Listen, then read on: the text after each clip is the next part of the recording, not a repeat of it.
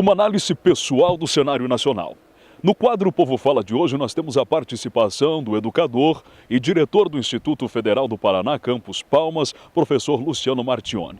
Ele expõe o seu ponto de vista da situação do cenário nacional e fala a respeito da união da comunidade para que este quadro mude.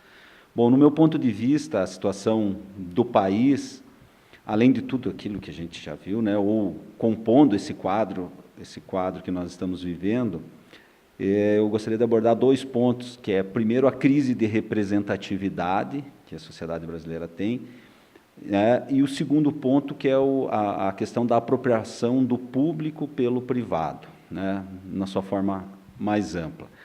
A crise de representatividade, né, ela se estabelece no sentido que a população, né, as pessoas, não se sentem mais, de uma forma ou de outra, representada pelas instâncias do Estado, né?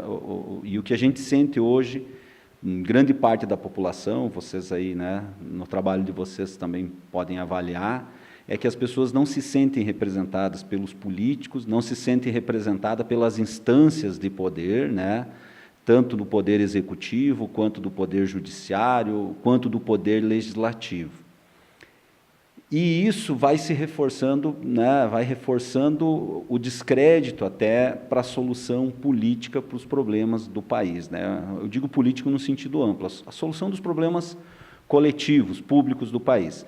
Então, você vê um presidente que legalmente é colocado, né, podemos dizer assim, no poder, mas ele começa a fazer uma série de movimentos e de reformas e de ações políticas que não passaram pelo crivo do povo, né? O povo não votou num projeto de governo, num projeto dessas políticas. E mais, tentando fazer isso, e o que é pior, a toque de caixa, sem uma discussão mais ampla. Então, a gente pode citar a PEC dos gastos, a reforma da Previdência, a reforma trabalhista, a reforma do ensino médio, né? Puxar um pouquinho para a questão da educação. São todas políticas que não foram discutidas com o povo e que vão sendo implantadas independente, muitas vezes, da vontade do povo. Então, isso faz com que o povo desacredite, de uma forma geral, do político, não se sinta representado, né? E essas políticas vão sendo implementadas e, muitas vezes, o interesse, o ideal, a vontade do povo vai sendo desconsiderado. E aí a gente encaminha e cai na segunda questão, que é a apropriação do público pelo privado, né? Para além das questões de corrupção formal, que são muito importantes, né, e que a gente tem que rechaçar, e que, né, que é a questão de, basicamente, que a gente tem visto aí, de propina, de caixa 2, né? Então, isso é a apropriação do dinheiro público, de recursos públicos, pelo privado, mas, para além disso, também uma série de questões onde os políticos atuam nessa forma, independente da vontade daqueles que os elegeram, né? Eles passam a representar interesses privados, mas eles são representantes do dinheiro e dos recursos públicos, né? A gente recentemente viu aí um mega empresário que depõe e afirma que tem 1.800 políticos na sua conta, né? O que ele financia, sei lá, né, oferece dinheiro. É óbvio que esses políticos, de uma forma ou de outra, não vão representar, na hora de votar, o interesse público da população, de quem os elegeu, e vão buscar representar o interesse privado, né? Para além disso, né, que isso é o ato de corrupção mais claro, também a gente vê a questão dos juros, né, dos altos juros. Quando você fala em taxa de juro, quando a taxa de juros Selic sobe 1 ponto percentual, agora eles estão tentando derrubar, mas quando sobe 1 ponto percentual, a dívida pública do país aumenta em torno de 1 bilhão, né, porque é os juros que o governo paga. O governo paga juros com dinheiro público, né? Então, quanto mais juros o governo pagar, é mais dinheiro público que vai parar na mão do capital rentista. E se nós pegarmos os dados do que o governo executou em 2015, que é o dado já consolidado, de 2016 ainda está, você vê que ele pagou juros de uma dívida pública da ordem de aproximadamente 50% do que arrecadou. enquanto os investimentos na área da saúde giram em torno de 4%, na área da educação em torno de 3%, na área da previdência, mas é a segurança social, né, em torno de 14%, você tem uma ideia do quanto de dinheiro público, né, é destinado à iniciativa privada, ao capital rentista, a quem investe em juros, a quem compra títulos do governo. Então, esse movimento, eu digo, a soma dessa crise de representatividade, onde os políticos não se sentem mais representantes do povo, do interesse público, e vão lá para representar interesses particulares.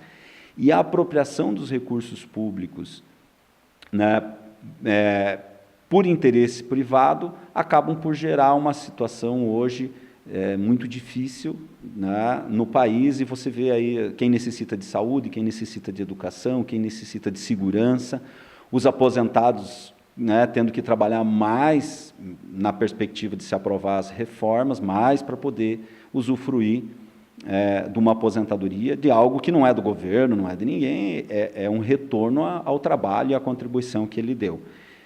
O que eu penso nesse sentido? Porque você aponta o problema e aí você sente a população descrente, né, de que os políticos, né, vão resolver o problema. Mas a ação política, ela não é uma ação simplesmente de quem tem cargo eletivo.